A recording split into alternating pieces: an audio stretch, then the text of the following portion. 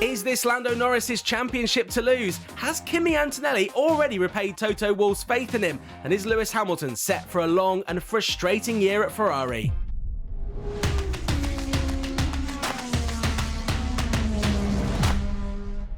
Welcome to the on-track recap of the Australian Grand Prix here on the talkSPORT network. I'm John Jackson, joined this week by a man of many, many talents, former British F4 driver, turned pundit, turned commentator, you're probably an entrepreneur. Everyone seems to be an entrepreneur these days. Not that. And esteemed guest on this show, Billy Munger. Thanks for having us. Thank you very much for joining me. It's the start of a new F1 season. But I imagine for you, who lives, breathes and does everything motorsport, the season never really ends, right? No, exactly. It's not actually felt that long since we were in Abu Dhabi for the season finale, and now we've had a race in 2025 all of a sudden. Yeah, we have. You didn't watch it live. You've already told me this. You watched it a little bit later on just to mask the fact that Spurs were playing at the same time, as you're a massive Spurs fan. Having watched that race, we're going to dissect the race in depth, but the first thing I'm going to ask you right now is this Lando Norris's season to win that championship? Is it his championship to lose? It's McLaren's championship to lose. I don't know if I could say it's Lando's to lose, because I think that would be doing a bit of a disservice to Oscar Piastri, because I think you looked at moments of the race just gone and Oscar was right on Lando's tail, and they had to bring a bit of team orders into things to settle it down when they were at back markers. So McLaren's championship to lose, maybe not Lando's just yet. You mentioned last year we saw the kind of team rules that came into play. I think, Hungary was a particularly interesting one where Lando was winning and they were saying, Lando, you've got to move over for Oscar because Oscar kind of earned that place. And we saw this sort of tension between those two drivers. Mm-hmm. This year they've come into it and we've heard Zach Brown, we saw him talking on the TV product, saying that they've got new papaya rules now this year where they're allowed to race, but there's a kind of understanding. And they were describing it on the TV coverage as maybe like, imagine there's a bubble around the car, don't get closer than don't clash bubbles, basically. They don't want any team-on-teammate action going on there. Yeah. How long do you think it's going to be if they continue to be as dominant as we saw them in Australia before that tension starts? Because at the moment it's all smiles, isn't it? It's all smiles at the minute because they know they've got the fastest race car. But I mean, we don't have to look that long ago in history with like Lewis and Nico Rosberg, for example. They used to be pals back in the day, and then they were teammates with a championship-winning car, and it all fell apart. So I think it would be naive to say that like it's going to be plain sailing and there's going to be nothing to worry about the whole year. Like at some stage, if they are the top two and if things are close, they're gonna get a little bit too close for comfort. Not saying they're gonna make contact, but it's gonna get interesting. You look at Oscar Piastri, and for people who say that Oscar's kind of come from nowhere in the last couple of years, he's managed by Mark Webber, who is a great racer in his own right, never won a world championship, was always the second driver. So I think there's probably a lot of Mark Webber coming through in Oscar Piastri, but he is a kid that has won everything pretty much that he's raced in, and he's, I think, a sign of a great young driver. And obviously having been in that sort of process yourself, you'll understand this. When you start skipping series because you don't need to do it because you can probably jump to the next one, that really shows just how highly you're rated. So I mean, what's his mentality going to be like watching Lando Norris win that race in Australia, which will be heartbreaking for him after he went off there and managed to get the car back in reverse, but came not where, didn't finish where he wanted to finish. What's his thinking going to be as someone that knows he's got the talent and knows that he's got the car? He's going to want to hit straight back in China, right? Yeah, I mean, you could see after the race he was absolutely kicking himself because not only did he make a mistake at any Grand Prix, he made it at his home Grand Prix, the first race of the season as well. Like that kind of, in a lot of ways, sets the tone for the season. Like people, I'm sure, would already, if they've not watched Formula 1 before and they watched that race, have gone, oh, really? Like, oh, Lando's just going to win. Like, McLaren looked good. And for Oscar, that's going to just, I guess, add a bit of fuel to the fire. But you mentioned his manager, Mark, like, Oscar couldn't have a better manager in my eyes, given the scenario he currently finds himself in than Mark, because Mark has lived and breathed some of like the most iconic inter-team moments with when he was at Red Bull with Sebastian Vettel and Multi 21 and everything around that. Like he's had that happen to him, and he's seen maybe areas where he should have been stronger with the team, with his position in the team, to not let things slip to that level. And I think the fact that Oscar signed a new contract with McLaren probably shows that, over the winter, they're showing him and committing to him, probably through Mark telling them they need to, that we do see you as, a top driver. We do see you as, on a level par with Lando. Both of you haven't won world championships yet. There's no difference in that regard. And I think that would probably help Oscar, given that the race didn't go well for him yesterday. The new contract is an interesting bit of timing because everyone's just started watching Drive to Survive. I don't know how far you've got through it yet. I haven't watched any of this season yet. Right, but this isn't much of a spoiler, but they ask all the other team principals out of the 2 McLaren drivers which one they would take. And not one driver said Lando Norris. You've got Christian Horner, quick as a flash, saying Oscar Piastri. Toto Wolff, Oscar Piastri. I know that this is not a reactive kind of industry like that. They're not going to watch Drive to Survive and go, okay, we need to get a new contract to Oscar. Yeah. But that just shows you how highly regarded he is. And I guess Mark Webber's probably in conversation with all these people all the time saying, if McLaren don't favour our driver or give him a fair chance, then what's your car looking like for 2026? So exactly, you're right. Having him in your corner is a fantastic move. Yeah, it's interesting that they've signed both their drivers to long-term contracts, but again staggered because they don't want them to finish contracts at the same time. If it came down to it, do you think McLaren would let Lando go? Say Lando. Say they had to let one of their drivers go. Mm-hmm. And they're looking on paper what's going on. Lando's been in it for 8 seasons now. Mm-hmm. Oscar's come in and he's on a par with Lando already. He's got a higher ceiling. Surely they're going to let... You think he's got a higher ceiling than Lando? I think he's regarded as having a higher ceiling. Oh, I'm not sure how I regard that, because I think Lando last season had the edge on Oscar raw speed. I know Oscar's a lot less experienced, and I know people rate him very highly. But for me, all you can do in Formula One at the bare minimum, if you want to be considered, for the top seats, is beat your teammate. And last year, Lando beat Oscar. This weekend, Lando beat Oscar. So, the higher ceiling thing, this is the year to prove you've got a higher ceiling because you've got a championship-winning car.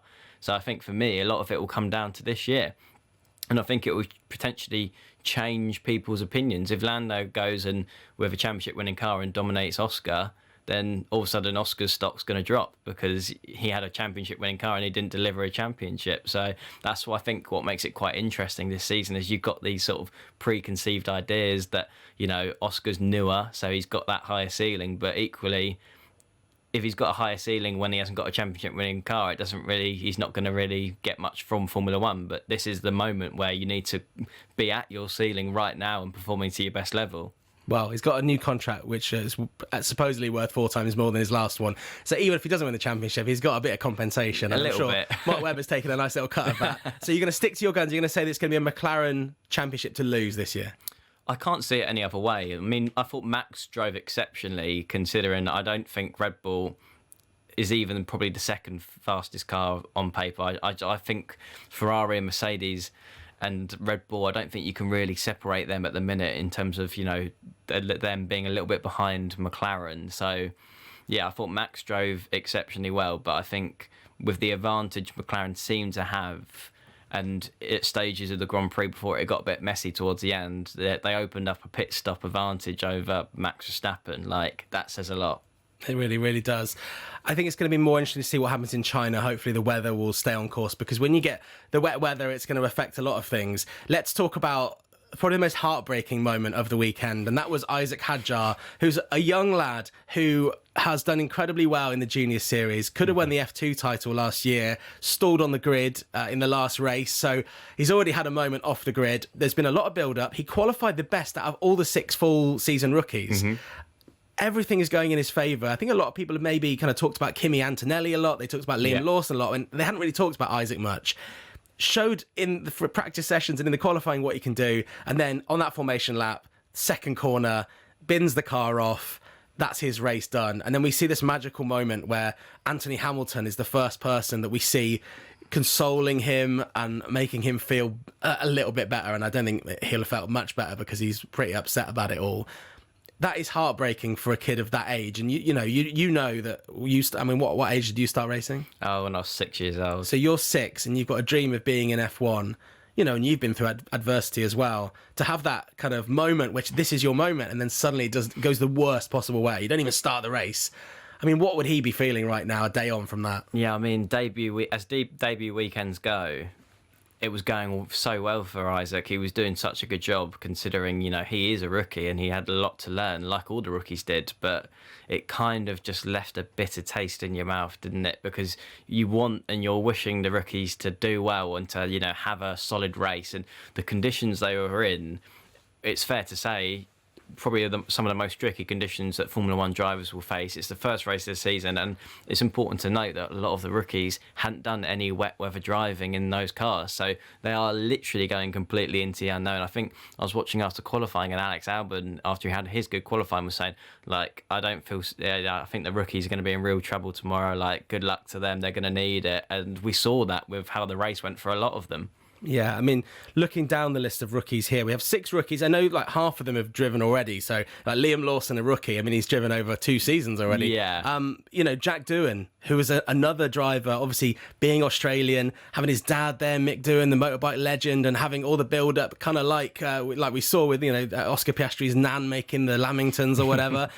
Jack Doohan had a lot of pressure on him from being in Australia, but also he has a lot of pressure on him with them signing Franco Colapinto and people suggesting that he might not last too long into the season. To crash on the first lap really isn't the way you want to start that off when you've got all that pressure on your shoulders. But again, like it's an error in terrible conditions. You can't really blame him too much. Yeah, it's his fault, but it's a learning curve, isn't it? It's a harsh one. I think all the rookies. I mean, for me, the race was summed up when Carlos Sainz ended up in the wall too, because he's someone who's been around the block. He's driven for Ferrari the last few years, and he's been fighting for race victories, and he went off very early on in the race as well. So that kind of, if you're looking at F1 and you're just looking at all these guys going off the track and you're thinking, like, how are these the best 20 drivers in the world?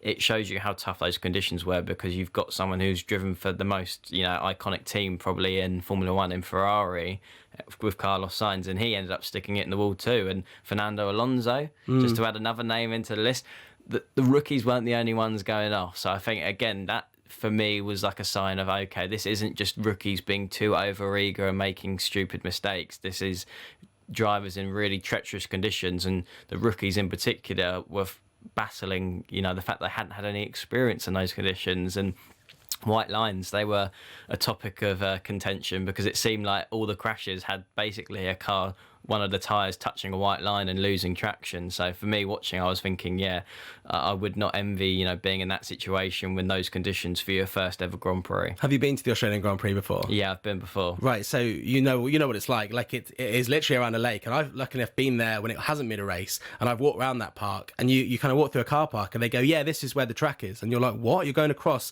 like proper parking spaces, which as a driver, when you're on slick tyres and when it's raining, like I can't imagine how bad that is. I know they kind of paint over them, but we actually saw on lap 44, and this was the sign of like the experience versus the rookie, when Lando and Oscar both went off, and that's where Oscar kind of got beached for a little while. They basically ran around a corner where it had rained, and it was so slippy, it was like watching Formula One cars on ice skates. And then you've got Liam Lawson and Gabriel Bortoleto, who also got fell foul of this corner. Well, Bortoleto fell foul of this corner as well. Yeah. And I guess that's the fine detail between him being able to not control his car versus Lando just about keeping it on the road, and Oscar kind of keeping it on the road and then going off. It kind of shows you that even with the amount of experience Lando had, he was caught out by that corner as well. So yeah, I think I do feel a little bit sorry in a sense for Lando and Oscar in that scenario, because the stage of the race they're at, and being the leaders, you're arriving on the scene of where the weather's coming in for the first time, so everyone's gauging it off the car in front. So you've got Lando Norris, who's basically gone through there the lap before and it's been dry, so he's approaching it as if it's dry, and all of a sudden he arrives on the scene.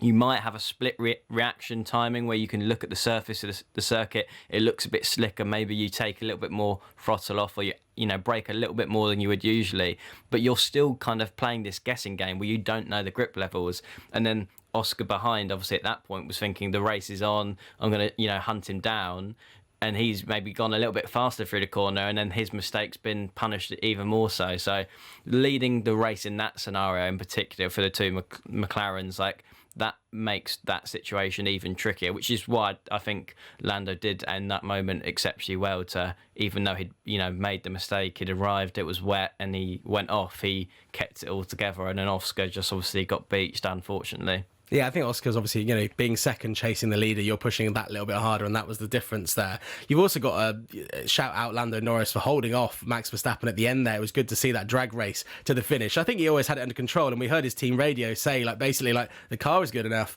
please just stay calm, and that shows, I guess, maturity for Lando. Just rounding off the rookies, not a great weekend for Ollie Behrman. I think Haas, we can probably establish early on, and as soon as we get these cars on track, and you'll have way more insight into this with me as being a driver, as soon as we see these cars on track, we can kind of pick the best car and the worst car, and it looks like the Haas is the worst car by some distance. Esteban Ocon, didn't really get anything out of that car and didn't really put a foot wrong, whereas Ollie Behrman was all over the place in practice sessions, and then, started from the pit lane and ended up finishing last. So he's better than that, though, right? We're going to see a better Ollie Behrman throughout this season. Again, I think Formula One is such a cutthroat world because, Ollie's someone who I know very well. I actually used to coach Ollie in go-karts when I was about 16 and he was about 10. So I've known him and his dad, David, for a long time and seen his progression, which has been obviously remarkable. All the drivers that make it to Formula One have had remarkable progression. But he's someone who's found himself in F1 and he's got all this talent that he's obviously proved in the junior categories. He's going out there trying to deliver that and to show people what he's capable of, like he did last season when he stepped in for Carlos Sainz and Ferrari and got points and everyone was blown away, which is probably the reason why he got the F1 seat, in that moment. But being in a team where you've got the worst car, all you can do really is beat your teammate at that point, and that's a pretty sore place to be in for Haas if their car is as bad as it did look in that first race of the season, where it did look like they were missing a bit of margin to their competitors. It just feels like if you're coming into Formula One for your first year and you want to just, go on and, have those amazing races where you maybe take some points and, really build your stock, it's so hard to do that when you've got a car that at the minute doesn't look like it's going to be capable of doing that. And I think the fact that Esteban was where he was too suggests that there's not a lot more in that car, because Esteban's highly experienced and he's one of the drivers that was being considered for multiple seats before he ended up going to Haas. So I think all Ollie can do is, obviously this first weekend didn't go well for him, there's no doubt about it. Making those mistakes in practice was costly for his track time. The race, okay, he finished last, but Esteban was second to last. Yeah. So again, kind of, take that with a pinch of salt. He just needs to build his confidence and just settle into the season. It's a long season, and we've got China coming up straight away now. This weekend coming up. Don't make the same mistakes. Learn from those mistakes in Australia. Keep it on the black stuff. Just get some serious running under your belt in practice sessions, and be as close to Esteban as possible in qualifying. If not, obviously he's going to try and be quicker than him. But I think if he does that for the next couple of races, and if the team manage to unlock some more potential in that car, then it could get interesting for him. I guess when he stepped in Saudi Arabia last year, there was so little time to think that actually he didn't overthink it. Whereas when you've got the whole off season and now you're a full-time driver and everywhere's got your name and you're doing all this press, you don't probably see your name up above the garage when you're stepping in for a third practice or whatever it was when he was at Ferrari. So, I guess if you were coaching him now, all these years on, would you just be telling him exactly what you've just said? Just keep it calm, do what you can achieve in the car, get the most out of the car and try and beat Esteban. Yeah. Let's talk about Kimi Antonelli, because there's been a lot of hype coming into this season about whether he's ready, whether they should have just gone for Bottas, picked a solid choice, or maybe, they tried to sign Max Verstappen or whatever. For him to finish fourth and then get demoted to fifth and then get promoted back to fourth, I mean, that's a pretty solid debut for an 18-year-old driver. Yeah, I mean, I don't think there's many drivers that have scored points that big on their debut. He's in a very elite list of drivers with, being able to score, finish fourth, just miss out on the podium, obviously by one place to his teammate George Russell. And he had an up and down weekend for me, Antonelli. I thought his raw pace was going to carry him more in qualifying. Obviously, things didn't quite go his way. He ended up getting knocked out early on. But I do see a lot of good signs with Antonelli. I do think he's got a lot of raw potential. He wouldn't be in that Mercedes car, let's be honest, if the team around, Mercedes, Toto Wolff, didn't see something from all the testing he's done, sort of, away from the the actual races on the calendar themselves, they must have seen plenty to go, this is a kid that we need to put our faith into. Well, you see on Drive to Survive, actually, Toto Wolff watching him previously and keeping an eye on him. And as soon as he was watching, he was sitting there with his family, just being like, "This kid is fast," And that I'm sure it was largely staged or whatever, but I'm imagining that happened naturally, and that's what that's why Toto's kind of pinned his reputation on this new kid, because if he completely failed, it's going to be really embarrassing for Toto Wolff. For him to then qualify 16th, we were a little bit like, okay, it's going to take a little while. But for him to then come and finish just behind his teammate in 4th is seriously impressive. I was really impressed with how he speaks to the media. You've got Martin Brundle doing his shtick on the grid, which I'm sure you don't mind if you are a Fernando Alonso, you kind of just brush it off, whatever. You won 2 world championships, whereas Kimi Antonelli, you've got this stress, you've got this first proper race. And he spoke eloquently, he spoke, really well. He was, appeased Martin Brundle's stuff. And I just think he's just matured. I mean, he was pretty mature anyway, but it's matured so quickly. Are Mercedes, given that George Russell came 3rd, do you think they're the team that can disrupt this kind of McLaren-Red Bull battle? Or are they better than the Red Bull from what you've seen so far? It's hard to say. I mean, George is someone over one lap who's proved himself against the best qualifier in Formula One, which was Lewis Hamilton. And that's, the records speak for themselves in that regard. So the fact that they qualified where they did and that Max Verstappen was ahead of the Mercedes, it does make me think maybe, because before going into the weekend, I thought Mercedes would be in front of Red Bull, but Max managed to unlock all of that Red Bull's potential. And if George, coming away from that weekend did the same and feels like he didn't leave any sort of real performance on the table, then it would suggest that it's going to be close between, Red Bull and Mercedes. And I think, Antonelli, he was exceptional in the race. I mean, he did make a mistake and nearly end up on the wall, it's fair to say. Obviously not a costly mistake. I think what impressed me about Mercedes the most yesterday as a team is, even though they've got this new driver lineup, their strategy calls were on point. Just operationally as a team, they seemed to really come into their own yesterday in those tricky conditions. 3rd and 4th was the best possible result, I think it's fair to say, they could have expected to achieve yesterday in the race, and they maximised it. They're actually tied with McLaren at the top of the constructors because Oscar missed out on a handful of points with that mistake. So they'll be, I think, very happy with how that first weekend's gone. But again, I think work to do to be right up the front. But for Antonelli, a really strong start in the end. He'll be thankful for his team sort of carrying him up with the strategy calls to get that 4th and those big points. Talking of strategy, very briefly on Kick Sauber, for them last year to have had 24 races, so that's 2 drivers, 48 opportunities to score big points. For them to have 1 race in Australia where 1 driver finished the race, and for him to score more points than the team did last year, in Nico Hülkenberg coming 7th, that's pretty impressive. And that was all down to them making a good strategy call as well. So, I mean, they've gone from being the worst team to suddenly having a better season in 2025 after 1 day. So there's positivity there as well. Yeah, they'll be feeling a lot more positive than they were at the end of last season. Yeah, last season was a torrid time for them. Obviously, a completely new driver lineup, and obviously Nico Hülkenberg used his experience. The team really delivered with their strategy again to get him that big haul of points that they would have been really grateful for. I also want to give out a shout out to Bortoleto, because as much as he ended up sticking it in the wall and it looks like another rookie that's made a mistake, I thought he was really good. I thought the fact that he actually out-qualified Nico Hülkenberg.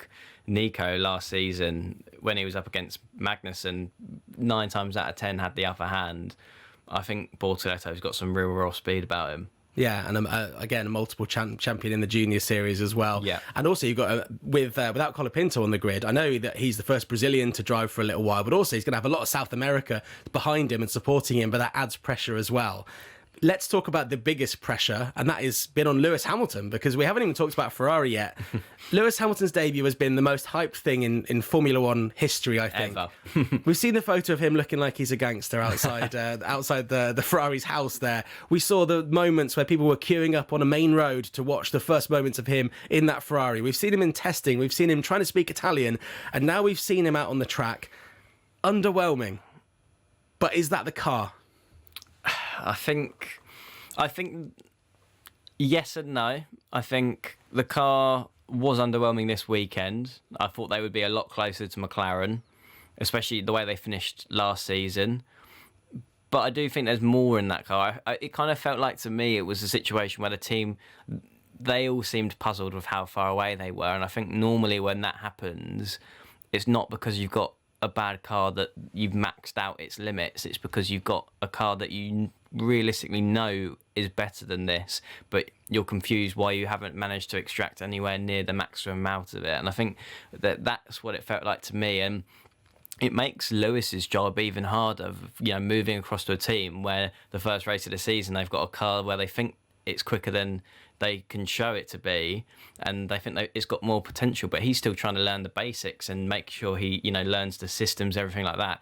He's not, been at the team long enough to really go, okay, this is the reason why our package, we didn't maximise it this weekend. This is what we need to do different for China. Wouldn't say he's at that stage yet. He's obviously got a lot of experience, and he'll try and, make suggestions. But at this stage, I think a lot of the leadership in that team has got to come from Charles Leclerc in terms of the sheer amount of time he's been with Ferrari and how he knows the car inside and out, especially over the last few seasons. And I think he looked a bit more upset than Lewis with the way the first weekend went, because finishing last season so strongly, he would have been coming into the season thinking, I've got a 7-time world champion teammate. When am I going to, win my first world championship? Is it going to be this year? Am I going to be the guy who beats Lewis Hamilton to a world title in Ferrari?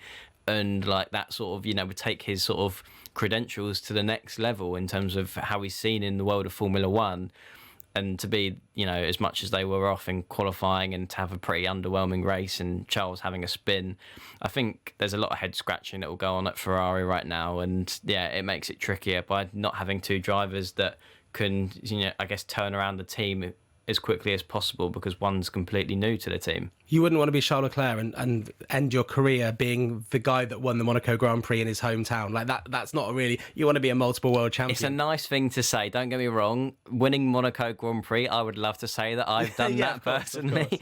But knowing Charles and knowing, how much potential he's got and how much people view him as a world champion in the making, he won't want to end his career without being world champion. That is got to have been his dream growing up, as it is pretty much every driver that makes it to Formula One, to be F1 world champion. So until he's ticked that dream off, the Monaco Grand Prix by itself doesn't really hold as much weight. We heard Lewis being quite snappy with his race engineer. Now, you've got to imagine that this is the first time they've done this, right? They'll have practiced it, but it's the first time in a race situation that the race engineer is kind of working out what Lewis wants. Mm-hmm. Do you think there's anything to read into that? Was that frustration coming out from Lewis Hamilton? Or do you just think it was a case of you're in a high intensity moment, if you don't need certain information, you just need to be able to focus? I think it's just the sort of race we ended up finding ourselves in with the weather conditions, with everything that was going on.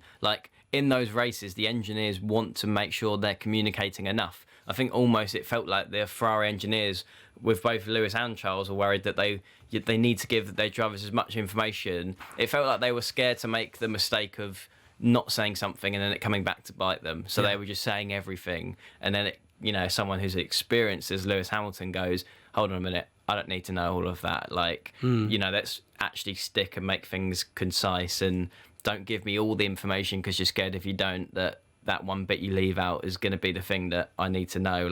Go with your gut and have a bit of confidence in telling me the essentials, but not telling me everything for the sake of it. They'll work it out. And actually, I think James Vowles at Williams said that Carlos, when he was out of the race, he was helping Alex with his strategy. So he's obviously a driver that likes a lot of information, so that you probably see where the race engineer was coming from there, and they'll work it out between themselves. Of course, Alex Albon in the Williams, great drive from him coming fifth, so big shout out to him. And I think Liam Lawson is someone that maybe needs a few more races before everyone jumps on his back and says that Yuki Tsunoda should have got that drive, because, for Liam, it was just a torrid weekend and something he'll want to put behind him. We'll talk more about China in just a second, but first of all, I need to talk about you, Billy, because I know you like a challenge. We've worked together at Formula E. I've seen all the different things you've appeared in, and you've really applied yourself to so many different things. And your new thing is a comic relief charity Iron Man situation, right? And you're trying to become.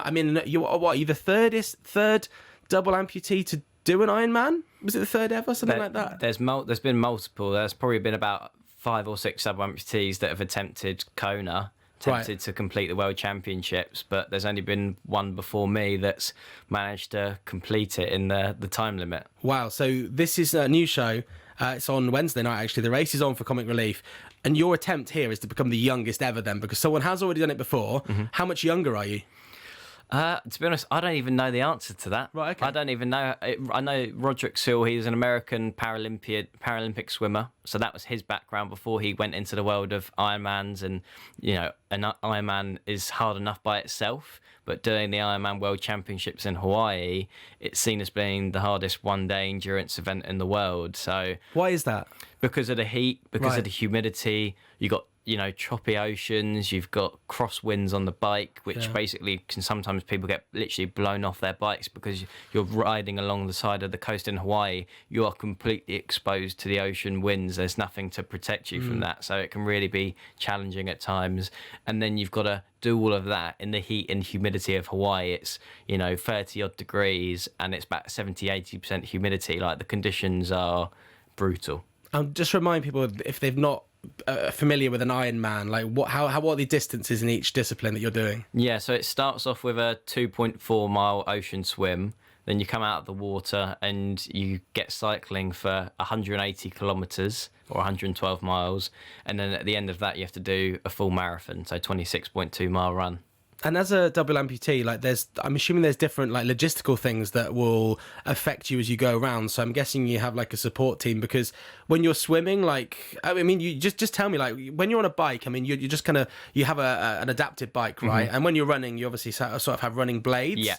But when you're swimming, what's the difference? I'm left to my own devices. I've got no prosthetics of any Nothing nature. at all, right. So yeah, my prosthetic legs are off. So it's literally just me with, basically powering myself with my upper body, which is, swimming's the best discipline for me, or it was, out of all 3 disciplines, because 80% of the power you produce when you swim is from your upper body. Like, everyone obviously kicks their legs, or the majority of people do. I don't, obviously, but it doesn't produce that much power. It's mainly from your upper body. So for me, the swim was always the one out of the 3 disciplines that I felt the most confident with.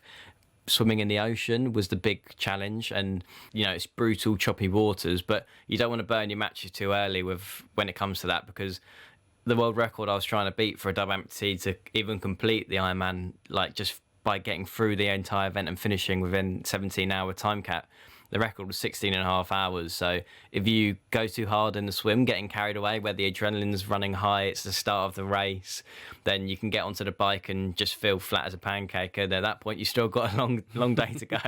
At least you're in Hawaii and there's probably some nice cocktails and stuff afterwards, I would imagine. There was plenty on offer. I couldn't stomach any of it. Let's just say that. My body was broken. Yeah, I can imagine. Well, look, it sounds like an amazing thing, and obviously raising money for charity as well, being involved with Comic Relief. It's on BBC One, 9 p.m. on Wednesday night. I'm not going to ask you whether you did it, what your time was, because people have to watch that and find out. Yeah. What is next for you? Because you have done a lot of challenges, and I think you like applying yourself to things that seem like you can't do them, and that is, a huge credit to you. What, have you got something in mind? There's something on the agenda for it's going to be a slightly longer term project than stuff I've done in the past, but I can't say too much yet. But yeah, there is more to come. I can't really stand still for too long, and yeah, there'll be plenty more from me. I like that. And we know that you're doing a lot of the F1 races this year with Channel 4. Your next one is, Japan, coming up very soon. Before Japan, we've got China. That's the one that comes up straight away this weekend, so the teams won't have any time to really change much. Yeah. What do you expect? Are you expecting more dominance from McLaren this weekend? Yeah, for me, it's a McLaren 1-2 with any of Mercedes, Ferrari, Red Bull, one of those cars on the podium with them. So I'm going to go Lando, I'm going to go Oscar, and I think it would be hard for me to bet against Max. I'm going to go Lando, Oscar, Max podium. Okay, and just that this is a forward planning, right? We've got 6 rookies on the grid. Yeah. You obviously know Ollie Behrman quite well as his former coach, which we've learnt today. I do. Who's going to come out on top out of those rookies this year? I mean, you'd like to hope either Antonelli or Lawson, because they're in a Red Bull and a Mercedes. So, I mean, it's not a fair fight for all the rookies. In terms of who I think will shine the most, maybe across the entire season, I would obviously love to say Ollie because he's the driver that I know the best. But I do think looking at where that Haas was at, it might be a long season for both him and Esteban. I think I'm probably going to lean towards Antonelli because I do think he's got good raw speed. I'm not saying he's going to beat George across the season. I think that would be slightly over ambitious, but I do think he's going to have some races and some qualifying sessions where he could end up. I would not be surprised to see him get like a few pole positions this year. Excellent stuff. Well, that will obviously be covered across the weekend on talkSPORT. Don't forget to watch Billy's show on Wednesday night. The race is on for Comic Relief, BBC One at 9 p.m. Thank you very much for joining me. I hope Tottenham's future picks up because that's a bleak moment. Come on, Postecoglou. Yeah, that's a bleak situation at the moment. Obviously, Nottingham Forest. I mean, I think they're doing all right. I'll check the table at some point soon. Of course, you can watch all of our motorsports content across the talkSPORT network. That's on track every Tuesday on talkSPORT 2, repeated throughout the week on the talkSPORT podcast network as well, and of course on the talkSPORT driving YouTube channel. We'll be back to look back at China next time around.